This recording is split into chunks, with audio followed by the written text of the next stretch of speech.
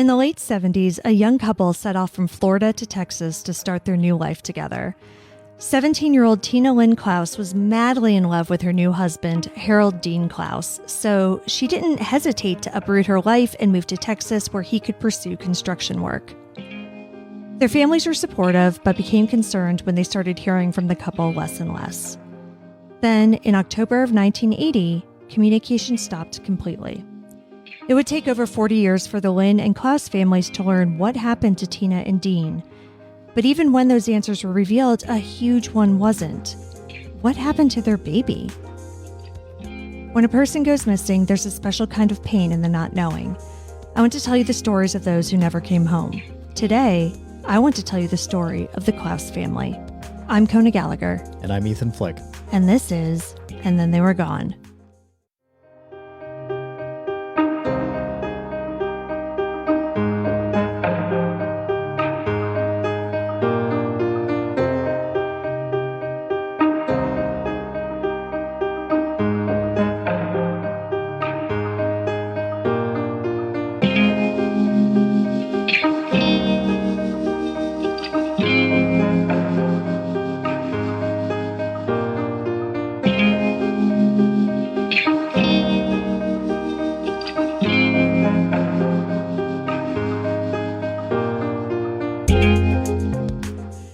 Welcome back, everyone. Welcome back.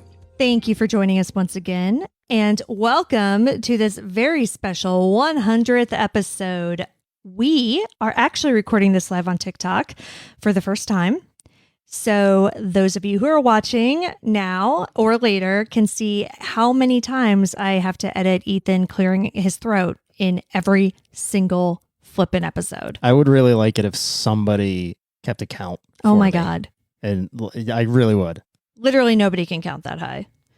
So speaking of my lovely husband over here, even though he is aware of, barely anything related to the show, he always knows two things. Our rank on Good Pods, which he will text me randomly from work. And two, apparently how many episodes we've had, because I did not know that our 100th episode I knew it was kind of coming up. I didn't know that it was the next one. And then you informed me of that last week. Yeah. Well, I mean, Apple Podcasts, when you scroll down right before you get to the reviews, it keeps a count of how many episodes you have. Oh, yeah. I don't know. That's how I know. Yeah. Well, I panicked, of course, because, 100th episode is a big deal. A lot of podcasts don't last that long. People give up. There's the pod fade is the technical term for that. Oh. But we made it. And so we should do something special. But I've been so incredibly busy with my job. I'm a realtor. I just switched brokerages. I've been under a ton of stress. It's been very emotional. And so, I went to the good folks on Patreon and asked them to basically just bail me out because I had no idea what to do. So I asked for suggestions of what we could do, and I received a ton of really good ones. And, I kind of decided to pick a few and combine them. Then there were some other ones that were specific cases that I'm going to just save for a later episode. So basically, thank you. You guys gave me a ton of content. One suggestion was to do an episode on a missing person that was solved through I knew I was going to screw this up. I was literally writing this. I'm like, oh, there's no way I'm not going to fuck it up. Through genealogical DNA. You did very well, though. Well, that time, yeah. So that suggestion came from Allison L. And then Doreen J., who is our lovely fan from the All right. As many times as I have to edit out him clearing his throat, I have to edit out me just completely losing grasp of the English language. So Doreen is from the Netherlands, and Doreen just suggested that we do a live/unedited episode. So, oh, you're regretting that already, aren't you? So anyway, we're combining them both.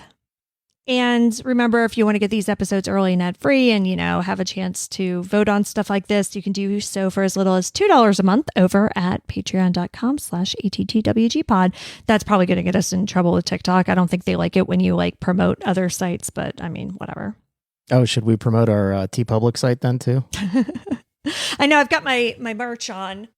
Oh, I should have worn mine. I know that I spilled bleach on, but yeah, you can get that. It's all in our show notes.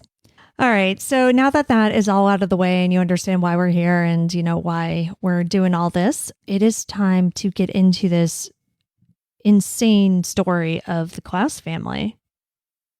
Because this one, you know, unlike most of our cases, does have some answers, but like most of our cases, it has a lot more questions. All right, let's get into it. Harold Dean Clouse was called Junior by his family, but he generally went by Dean, so that's how I'm going to be referring to him. So, you know, this is going to be an episode, unfortunately, that we don't have a lot of biographical kind of background information on the people involved, which will become clear. Reasons will become clear later. But earlier this year, Dean's mother, who is still alive and currently in her early 80s, gave an interview to the Houston Chronicle. In it, she said that Dean was a good student and a kind person, but, you know, he had a propensity for making like not so great decisions.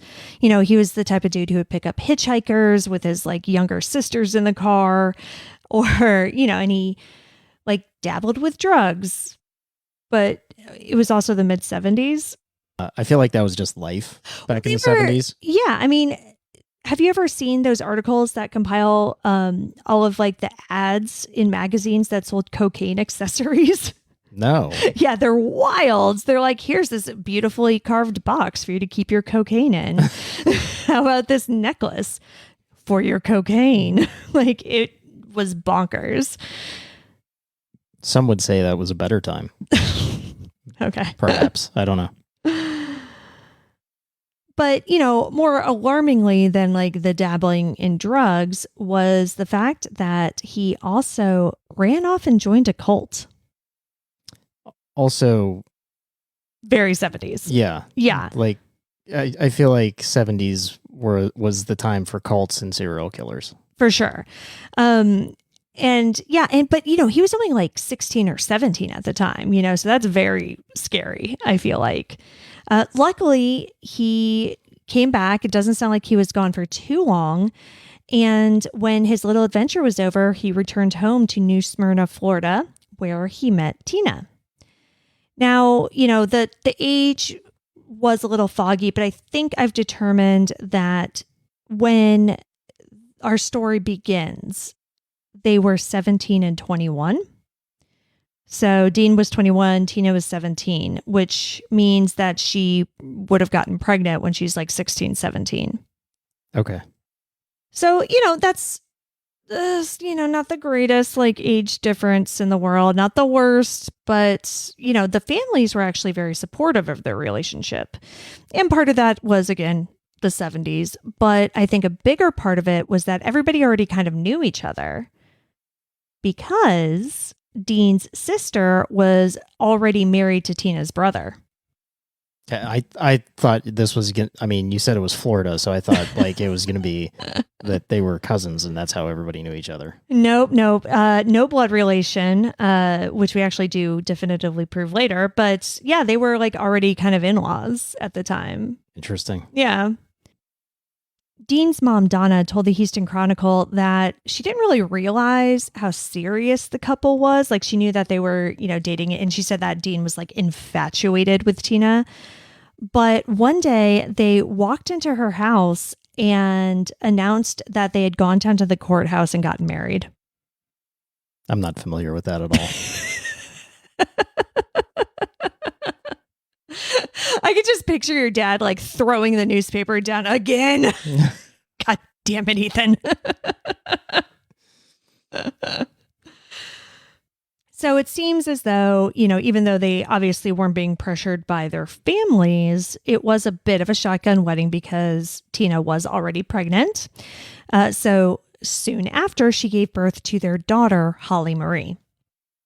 The young family was incredibly happy. Tina was devoted to Holly, and she carried a baby book around with her so she could record all of her daughter's milestones and, you know, everything. Like she was just the stereotypical first-time mom who was so excited. Dean, who was working at the time as a finishing carpenter for the builders D.R. Horton, wanted to provide a good life for his wife and daughter. It sounds like he was maybe working like freelance or part-time or something like that. He had a job. I mean, a finishing carpenter, like, sounds like a good job, but, it doesn't sound like it was super steady. But D.R. Horton offered him a better full-time position in Texas. So he jumped at it because he's like, listen, if I make this money, I can provide my wife and my child with a better life. Donna, his mom, offered her car, a 1978 AMC Concorde, which I don't know what that is. It just sounds like a boat. Like, I have to imagine it was roughly 17,000 pounds. Yeah, I'm not familiar with it either. Yeah. But so she said, hey, you can borrow my car, and like eventually when you get back on your feet, you can buy it, and pay me back for it. So soon after this, Dean, Tina, and baby Holly packed all of their possessions into this car and headed off to start their new life in Lewisville, Texas, which is a small town outside of Dallas. The couple didn't contact their family a whole lot after their move, but it really didn't concern the family too much. You've got to understand, like, this is a different time. We didn't have cell phones. Long distance calls were extremely expensive. Plus, they were incredibly young and they were trying to contend with a new state, a new job, a new baby. Like, they had a lot going on. But Donna did say that she would receive occasional letters from them, as would other members of their families. That was just mainly how they kept in touch. But after October of 1980, the letters stopped. And I don't have an exact date that they made this move, but it sounds like it was in the early part of 1980. So basically, they were there for, it sounds like, 4 to 6 months, something like that. So the last time anybody got a letter was in October, and nobody really realized this, right? Because they didn't come consistently, like every 2 weeks or anything like that. But in November of that year, Donna received a bizarre phone call. It was from a man who sounded like he was some sort of authority figure. He told Donna that he had her car in Los Angeles and that he would have somebody drive it back to her in Florida for $1,000. Did he say how he got her car, or he's just like, I have your car, I'm holding it ransom for $1,000? That seems weird. Yeah, I don't know if he told her on the phone or if she found out later. I mean, she does eventually find out, but yeah, I'm not sure at which point. So she's just like, okay, this is extremely weird, but I mean, he must be telling the truth because, like, he got my information, which I'm assuming he got from the registration, mm-hmm. And like he had the details right and he got a hold of her. So she was like, okay, I guess. So luckily, Donna at the time worked at a restaurant that had several police officers who were regulars. So, shortly after this weird phone call, she was in at work and they were there. And she's like, hey, so let me run something by you real quick. I was just going to say, let me run this by you real quick. Yeah, like, I got this phone call. Like, what do you think about this? And of course, the cops are like, yeah, no, like, this is not a normal thing. This definitely seems shady. Like, they didn't know how it was shady or like what the end game was, but they're like, yeah, you can't just do this. Like, wire somebody $1,000 yeah in hopes that they'll give your car back. Right. Well, so yeah, so they weren't wiring it. They were going to meet her in person and basically like exchange cash for the car. And at any point, I'm sure she was asking, like, how did he get the car and where are Tina and Dean? Yeah. So we're getting to that part.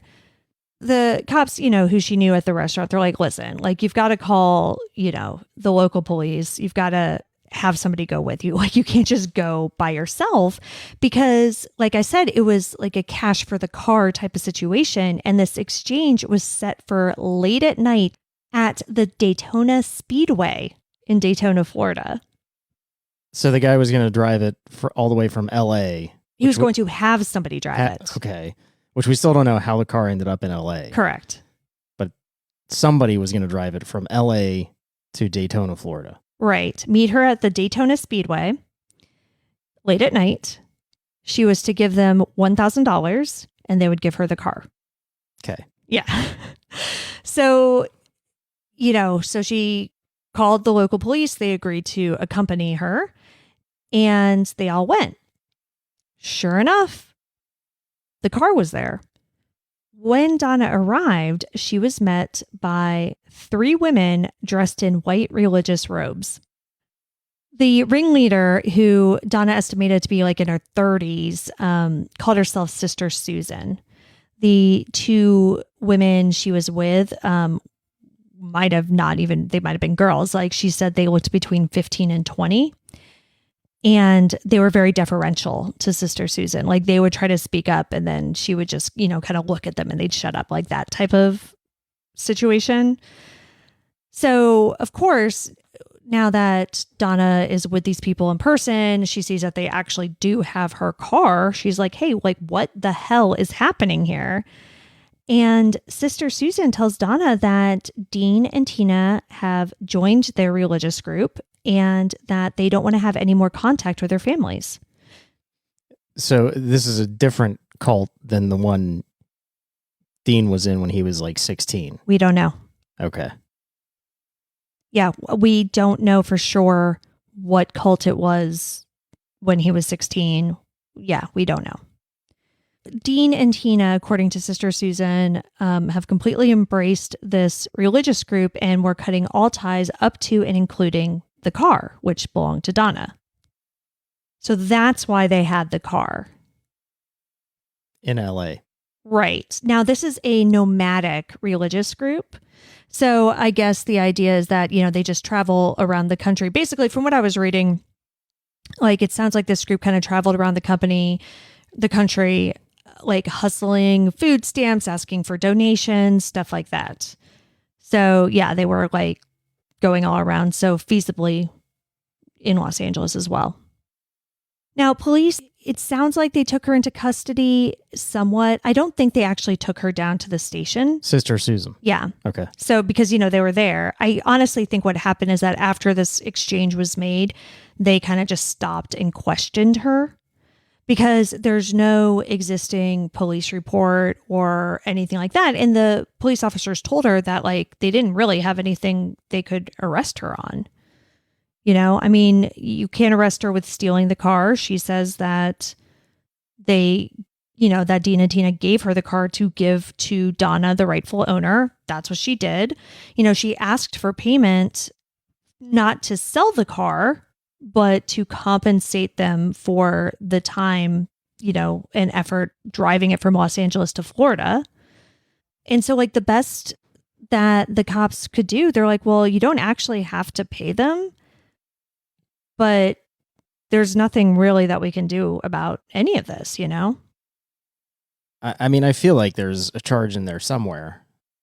Well, it just didn't seem important enough, I think, for them to like dig that deep into it. This isn't like one of those cases that we talk about where like there's a missing child and, they think they know who kidnapped her, killed her or whatever. And so they want to keep them in jail to try to get a confession. Like they have no idea what's going on at this point, and like from what it sounds like, these 2 adults decided to just pick up and, join a cult, and they were perfectly free to do so.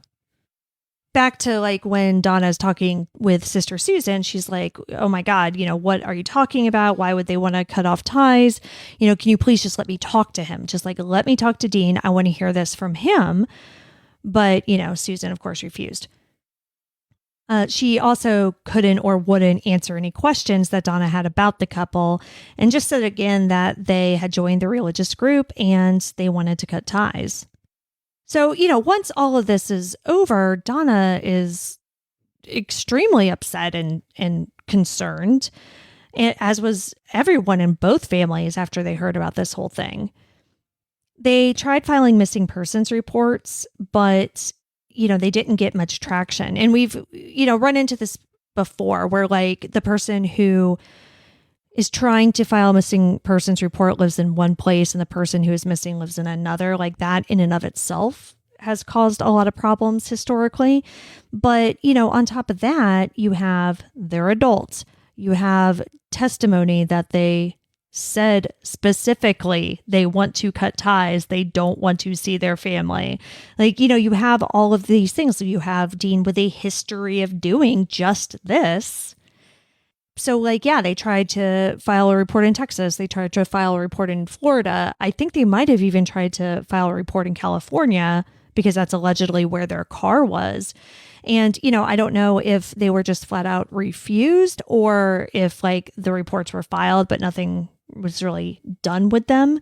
But there was no police investigation into their disappearance, by anybody. Ever? Yeah. Ever, basically, in law enforcement. I mean, the family kept looking, obviously. They kept on hoping that they would answer the phone and it would be Dean or Tina on the other line. Dean's sister said that every time she was at the grocery store, she would kind of do a double take if there's a guy who looked like him. They kept on expecting them to show up at some point, but they didn't, and they were kind of stymied in what they could do to find them. Plus, they're like, okay, but there is a good chance that they don't want to be found. So, how much should we be doing? So that's part of it too. It was just a very difficult time.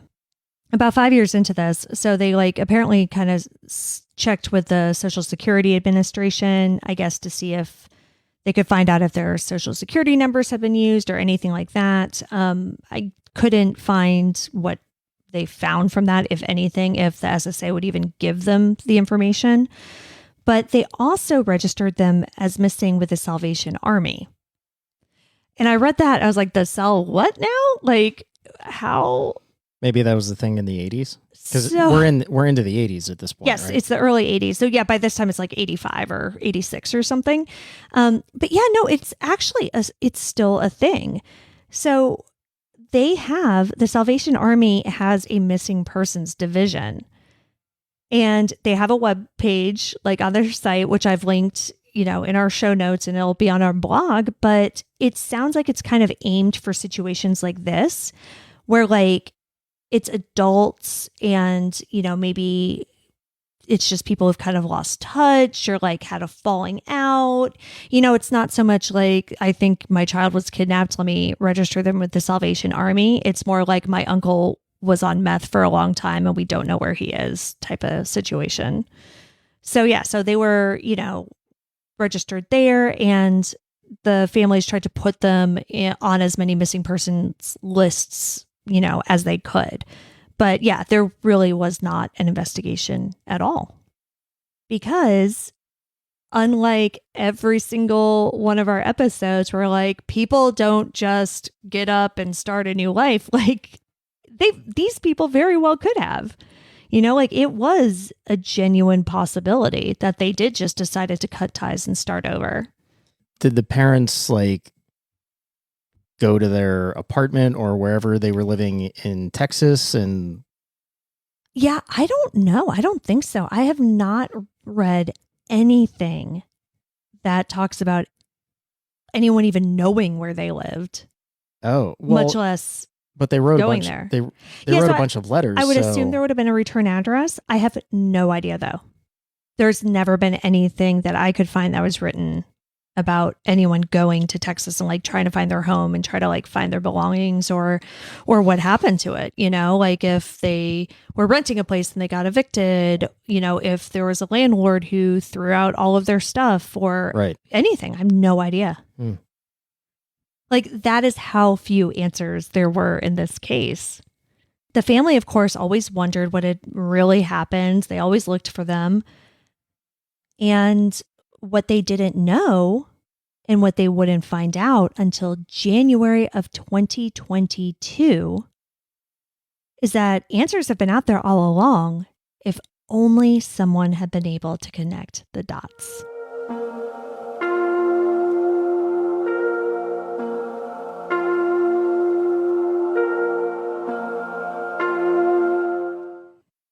In January of 1981, a dog was in a wooded area in Houston, Texas. He was doing what dogs do, sniffing around and looking for treasures. What he came out with was a human arm. A bone or an arm? Like, what are we talking about? It says a human arm. And given when this was, it's an arm. Like straight up an arm, not a bone, an arm. Okay. When police investigated, they found the bodies of two people, a man and a woman. According to the Doe Network, the man was white with brown wavy hair and distinctive eyebrows. He was aged between 16 and 30 and had osteoarthritis from a prior injury to the cervical vertebrae. The woman was aged 15 to 25. She was white with long brown hair and a ponytail and had brown eyes.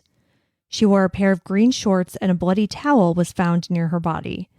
The man had been beaten to death and the woman had been strangled. Houston is about 30 miles or 48 kilometers from Louisville, Texas, where Dean and Tina lived, and authorities had no idea who this couple could have been. The same day the bodies were found, a forensic artist made pastel sketches of the couple in hopes of identifying them. And again, we'll show those on the blog as well. Unfortunately, these sketches brought no answers, and the couple became known only as the Harris County Does. Kind of jumping around a little bit, we talked about how there wasn't a missing persons investigation at all for Dean and Tina. Similarly, there was very little information, publicity, anything about the Harris County Does at the time. You have this young man and woman found near a house in the woods and beaten to death and strangled. And it doesn't seem like there was even a huge investigation at the time into that. So that case, the Harris County Doe case, was completely cold for 30 years. In 2011, DNA technology had advanced to the point where many different agencies were starting to exhume unidentified bodies in, the hopes that DNA testing could give them their names back. At the time in 2011, all that they were really able to do with these two bodies was compare the DNA to see if the couple was related. Because, if they're family, that's really going to narrow the search. What missing people do we have out there who were related in some way, But of course, they were not related. So that just didn't really get them very far at all. And the case went stagnant once again. It wasn't until another decade went by that the case got moving again. It was in late 2021 that a group called Identifiers International contacted Harris County to ask if they could test the remains. Misty Gillis is one of the forensic genealogists with Identifiers International. She told the Houston Chronicle that luckily the bodies were still in good condition, so they had plenty of material to work with. Once they extracted the DNA, they sent it out to GEDmatch, which is the DNA service that works with law enforcement and helps identify relatives of victims in cold cases and sometimes perpetrators. Gillis was eventually joined by another genealogist, Allison Peacock, and within about 10 days, they had a solid lead on who the unidentified male was. They first tracked down some cousins in Kentucky, but eventually reached his sister, Debbie Brooks, in Florida. The male, of course, was Dean Clouse. When they broke the news to Debbie over the phone, they told her that he had been found with an unidentified woman. Debbie told them, that must be Tina. She said, yeah, my brother was married. He went missing with his wife. But Florida marriage records are private, so the investigators hadn't known that. When they were doing this research and they made the tentative ID that it was Dean, they didn't know that he was married. That seems weird. Why? That they couldn't figure out that he was married. How could they figure that out through DNA? No, not through DNA. I'm just saying they know the guy's identity. It just seems weird that a marriage would be a private record. No, it is. So in Virginia, where we are, marriage licenses are not public record for 20 years. So like if you do a background check on either of us, like it doesn't come up that we're married. Well, a simple internet search would. Right. But again, yes, this was just last year. So obviously there was an internet search, but like if you searched for Dean Clouse, nothing came up. Because there wasn't an investigation. Like there wasn't really any information. They hadn't gotten any press. And so if you Google them now, if you Google like Dean and Tina Clouse missing, everything that you get is from the past year. You know, I even went on newspapers.com to search newspaper archives. Nothing. Zip. Like couldn't even find like the little blurb of, you know, these people missing that we usually find in the paper. Like there was absolutely nothing. And, you know, that's not to say that there is 100% nothing out there in the world, but nothing that I could find, and clearly nothing that these investigators could find either. So yeah, they didn't know. All they knew is that they had this DNA profile, and his cousins in Kentucky, somebody had submitted their DNA. And so they were able to make that match and then just kind of follow the family tree, basically like using ancestry.com, and reach Debbie, his sister. But basically, so they hear this, right? Like they hear that Dean was married and that, you know, this person with him was probably Tina. So like investigators are like, oh my goodness, you know, we've been investigating this for 10 days and we've uncovered the identities of not one, but two people who have been identified for 40 years. But their celebration screeched to a halt as soon as Debbie asked the next question. Where was the baby? Yeah, right. I had forgotten about that. Yeah, and the genealogical investigators didn't know about her in the first place. See, I thought you were going to go with that wasn't Tina. Oh, no. Yeah, it was Tina. And, you know, eventually they did the testing and they did, you know, determine that positively. There was no Holly. Thankfully, Holly wasn't with her parents' bodies. But, you know, that just unlocked an even bigger mystery. What happened to her? And so then at that point, the investigation into the Clouse family's disappearance, like the investigators had to go back to the drawing board. Now, this part of the investigation wasn't really something that those genealogical investigators could help with, though they did give, you know, police a good start because they had Holly's parents' DNA, right? So they had something that they could put into databases and check against and things like that, which is certainly much more than they had before. I mean, they didn't even know she was missing before. So like they're at least, they've got a good head start at this point, right? Now, the other thing working in their favor is that Texas Attorney General Ken Paxton had recently formed a cold case and missing persons unit. I mean, like, I think he announced it like a month before all this. I mean, this was seriously recently formed. So they took on the task of finding Holly. This unit was joined by multiple agencies, including the Louisville Police Department, the Volusia County Sheriff's Office in Florida, the Arizona Attorney General's Office, the Harris County Sheriff's Office, and the National Center for Missing and Exploited Children. Once this Justice League assembled, they were able to perform what basically amounts to a miracle. I'm sorry, did you just reference a comic book? Yes, I did.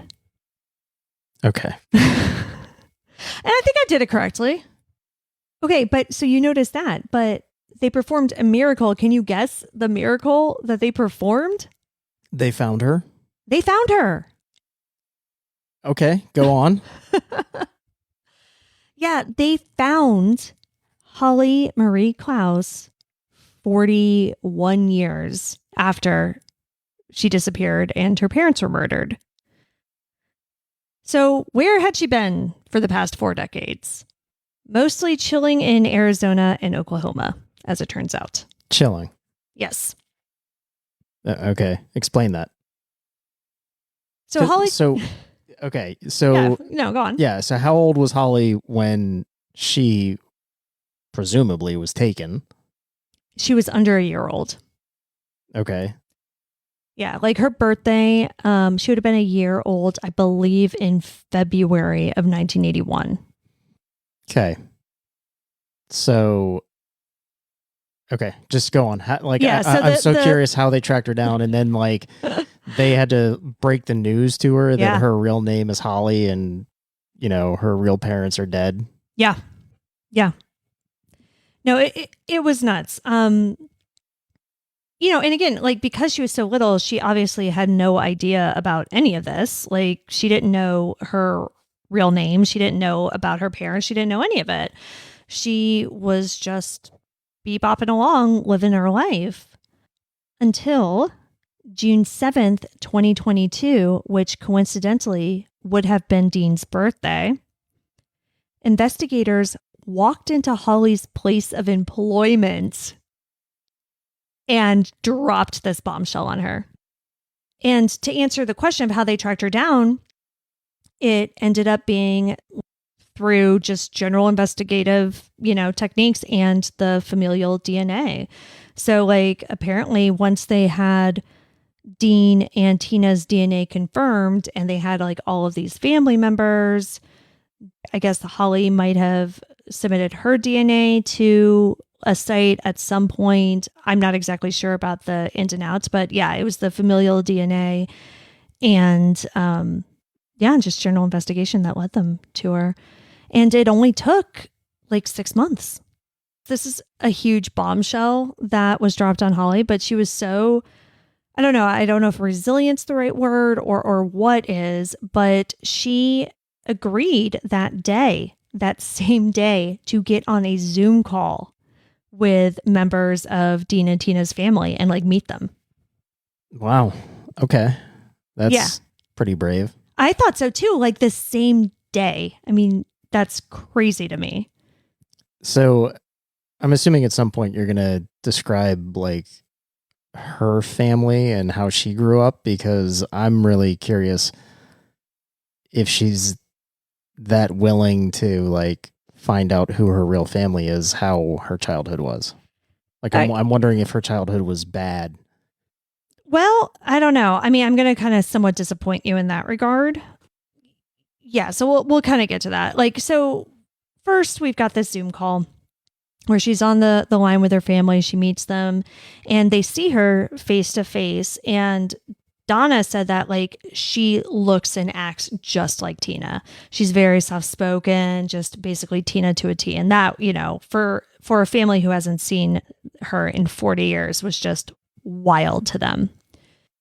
Donna told reporters, quote, "Finding Holly is a birthday present from heaven since we found her on Junior's birthday. I prayed for more than 40 years for answers, and the Lord has revealed some of it. We have found Holly," end quote. Like I said, this happened in June 7th of 2022. It's September 22nd, 2022 right now as we're recording this. So I don't believe that Holly and her biological family have met in person yet. And this is what I'm gleaning from the Justice for Dean and Tina Linn Clouse Facebook page. But it does seem like it's in the works, basically. Now, getting to your question of like what's going on with Holly's family, who she grew up with, like who are they? Did they kidnap her? Like, what's the story? Are we going to be seeing more arrests? According to police, they didn't have anything to do with anything. Well, okay, so how did they come to that conclusion? Well, during the investigation, it sounds like they spoke with Holly's parents once they determined her identity, and this is before everything became public. So they talked to Holly's adoptive parents and they're like, "Hey, so like, where'd this baby come from? How'd you get a hold of her?" And they said, "Well, she was dropped off at a church in Arizona." So police went to Arizona and spoke with, the person who was the pastor of this church at the time. What the pastor said was, in November of 1980, 2 barefoot women dressed in religious gowns dropped baby Holly off at his church. The women said that they were part of a religious group who believed in the separation of men and women, a vegetarian diet, and not wearing leather. Plus, they didn't like kids, so the baby had to go. They also apparently said that they had previously dropped a baby off at a laundromat. A laundromat? A laundromat, yeah. That's a safe place for dropping a kid off. Yeah, I don't know. We don't know anything about that or like who that kid would have been or if that's true or whatever. But, you know, they're describing basically the exact same women. Yeah, the two women that it was three women, but yeah, like the same outfits, the same everything. And again, because the disappearance hadn't gotten any publicity, that was never public. Like that whole Daytona Speedway car exchange was never in any news reports or anything like that. So there's absolutely no way that this random pastor in Arizona would have known about that. So, you know, he's just independently like saying that these same people dropped baby Holly off at his church in November of 1980, a month after the last letter their families received from Dean and Tina, and about a month and a half to 2 months prior to their bodies being discovered in Houston. So like the timing works out, everything works out. And so what it sounds like is that, you know, the church took Holly in and cared for her for some period of time. We don't know how long, but that eventually she was just adopted out.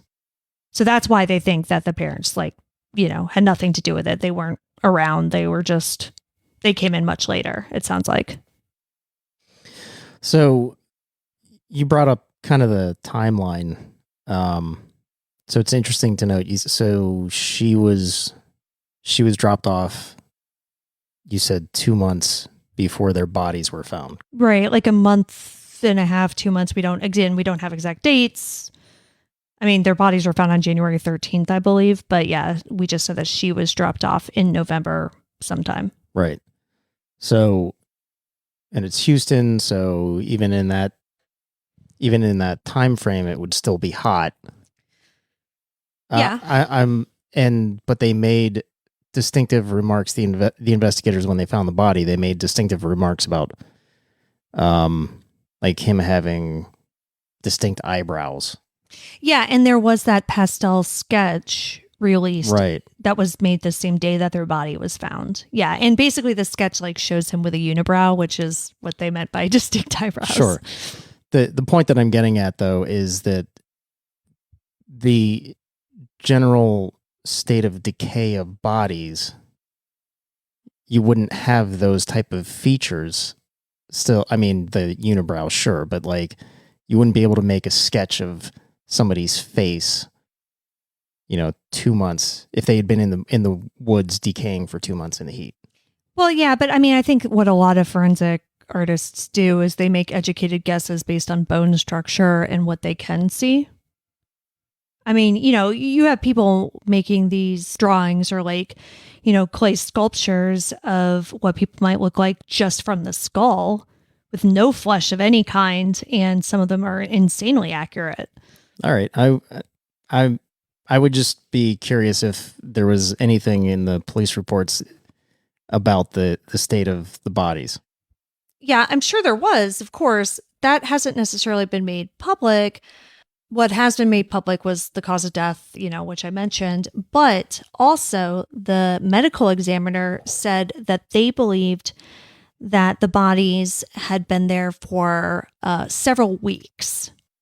The medical examiner thought that Dean and Tina had been murdered several weeks before their body was found. So several weeks, not necessarily 2 months. But several weeks could potentially be 2 months. I'm just trying to gauge whether they were actually in this cult or did the cult kill them and take the baby and drop the baby off? Right. Well, that's what everybody's trying to figure out. Like currently, literally, that is what everybody's trying to figure out. The most logical conclusion is that Dean and Tina were murdered by this religious cult and that they took the baby and then gave the baby away. But, Alison Peacock, that genealogist who I mentioned earlier, she's been, posting online on Reddit and things like this. And she indicated that there's evidence that the group just came across the baby later somehow, But like, I don't know. I mean, that seems a little too coincidental. Like, I mean, how like the baby in the car. Like, I think what she was saying is that perhaps Dean and Tina had been murdered, and like maybe Holly was in the car and they came across the baby and the car and like took both. Well, didn't you say she's a genealogical detective or investigator? Right, but she's working with the family. And so she's also been speaking with the family, interviewing the family since Holly was found. So in the last couple months, like, you know, she's been talking with the family, working with them. Sure, but so she's been finding out other things, not just like what she was able to find out genealogically. Right, but I mean, nobody in the family would have any information about that. So well, yeah. Is she just like postulating a theory? I don't know. She said evidence indicates. So I'm thinking she might have gotten something from like detectives or okay. You know, like the detectives had told the family something and she was getting it from them. I don't know. Again, I don't think that's likely. I think it would be a little bit crazy if the cult wasn't involved in their murder. We'll kind of get back to this, but you know, let me talk a little bit about the cult itself for a second. Because it's been speculated that it could be several different cults. The one that seems the most likely is the Christ family cult. There's this guy who is a portrait artist, and he was an ex-cult member, not of that, of a different one, because as you mentioned at the beginning of the show, there were a million of them in the 70s. He said that he believes there's a 9 out of 10 chance that it's them. Because like he was around at the time, and just based on everybody's description of the bare feet, the robes, like this, that, and the other, he's like, yeah, no, it sounds exactly like this Christ family cult. According to cult expert Rick Ross, quote, there aren't any other groups that wore white robes and went around barefoot other than Christ family, and the locality would match as well. The time frame also matches. Christ family demanded loyalty, and part of that is that they had to discard their children. The cult was led by a creepy old guy named Charles McHugh, but he went by the name Lightning Amen. Lightning Amen. Lightning Amen. Did he say ka-chow? So he, of course, also claimed to be God's representative because, you know, you can't be a cult leader if you're not God's representative, obviously. The group was active in the late 70s and early 80s and traveled between California, Arizona, and possibly Texas. Another cult expert, Dr. Stephen Hassan, says that he assumes the Clouses gave Holly up in order to be in the cult. But like that just doesn't fit for the people who knew Dean and Tina. Yes, you know, they were suggestible. Yes, Dean had a history of this, but like they loved their family. They loved being together. They loved Holly. Like they couldn't see, especially in like such a short period, them just discarding baby Holly. But, you know, then again, like the whole thing with cults is that they make you do things you ordinarily wouldn't. And it really seems as though the evidence available could point either way. Getting back to kind of what we were starting to say before, you know, when the bodies were discovered in January of 81, they had been dead for several weeks. Holly was dropped off in November of 80. So that could have been before they were killed. Like if that's the case, if the baby was dropped off before they were killed, that would indicate that they willingly gave her up. But again, the timeline is such that she could have been dropped off at that church after they were murdered, which would indicate a completely different chain of events. And so that's where we are now. Holly has been found alive. She has been reunited with her extended family, but the questions of who killed Dean and Tina and why remain. Were they in the cult, but they were trying to escape because they didn't want to give up their baby? You know, were they in the wrong place at the wrong time? Christ family was also involved in drug trafficking.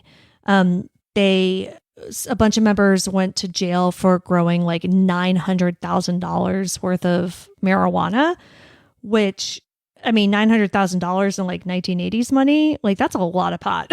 So, and then friggin' Lightning Amen over here, like had been busted for trafficking meth like a bunch of times too. So there was some heavy duty drug trafficking going on with this group. And so a lot of people are theorizing that maybe they saw something that they shouldn't have seen, or, you know, they were trying to escape with their baby, but the group members felt threatened. They didn't, you know, they thought they might say something, so they killed them to keep them silent. I mean, yeah, those theories would be my theory. Yeah. I mean, nothing else makes sense. No. Yeah, it doesn't. Like, it has to be related to this cult, whether it's Christ Family Cult or a similar one. Brethren is another name that has gotten thrown around a bunch. But, you know, Lightning Amen is dead. He died a while ago. He was like 77. But again, cult leaders like young people.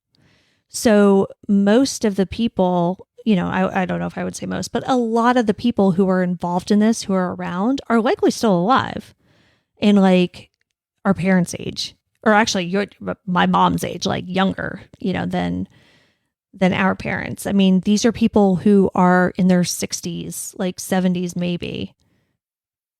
And maybe they're out like going to the park with their grandkids now, and they just did this weird shit in the 70s, and maybe they know something, you know, because right now this investigation is finally getting started after 40 years, like, because there wasn't one, but it's a real investigation now. There are a lot of people who obviously care a great deal about this, and this is what we need. Like, we're looking for people who, you know, were in this area at the time, who were in Arizona or Texas or maybe California, even though there's no actual proof that the car was ever in California, you know, who was around these cults, who knew of these cults. Like, you're needed, you know, the information that you have is necessary in order for these families to like finally get the answers that they need. Now, some good has come out of this tragedy, other than the obvious good of the Harris County Does getting their names back and Holly being found and reunited with her family. In addition to all that, the families have started the Dean and Tina Linn Clouse Memorial Fund. This fund will be used to help identify other victims of crimes and accidents who have gone unnamed. There's a GoFundMe and a tax-deductible donation page hosted by Intermountain Forensics. We'll post the links to both of those in our show notes. While Dean and Tina still await justice, there's at least some comfort in knowing that their baby is alive and well. Sherry Green, Tina's aunt, told reporters, quote, "I believe Tina is finally resting in peace, knowing Holly is reuniting with her family," end quote. And that's it. All right. Well, I don't think I have anything else to add. Actually, you know, I should probably throw this in somewhere in the episode. Holly has not spoken publicly about her life and her family and growing up, because you did kind of say, I wonder what her life was like. From what Dean and Tina's family have kind of said to reporters is that it sounded like she had a pretty normal life, though. You know, it sounds like she grew up and had a family, and now she is the mother of 5. Whoa. Yeah. All right. Yeah. And what's funny is, because if you remember all the way back at the beginning, how Dean and Tina met, which is that they were already in-laws, right, because, yeah, they had kids. And so now Holly has kids, and that makes those kids double first cousins. I don't know what that means, but okay. Yeah, because, yeah, it's a lot. But that's what Allison Peacock, the genealogist, said, that they're double first cousins. So that's cool. Hopefully they'll all get to meet at some point. But yeah, so she's a mama of 5. She's living in Oklahoma. Everything seems fine. But again, like, it's obviously been very overwhelming for her and everybody involved. And she is trying to, maintain a sense of normalcy and privacy and not necessarily drag her adopted family into all this because they did have nothing to do with anything. So, maybe she will talk at some point and kind of give a little bit more insight into her life. But yeah, that's really all we know right now about her. That's it. That's the story of the Clouse family. So should we do our normal ending? I guess we can do our actual outro here.